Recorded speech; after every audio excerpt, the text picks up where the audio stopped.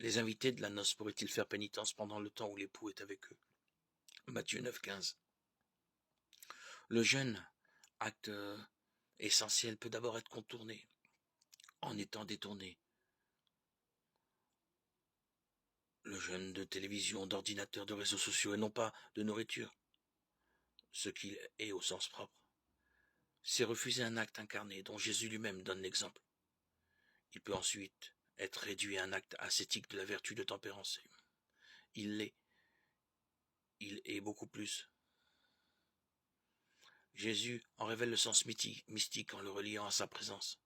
Se nourrir, ce qui est beaucoup plus que consommer, est un acte spirituel pour celui qui voit dans l'aliment le premier don. En notre histoire, en celle de l'humanité, Genèse 2:3, et dans le don de donateur.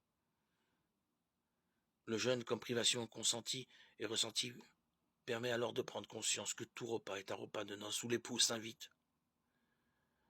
La grande souffrance de celui qui aime est d'être séparé de l'aimer. Or, si Dieu est toujours en notre présence, nous nous absentons de la sienne par notre péché. La frustration du jeûne exprime donc quelque chose de cette séparation.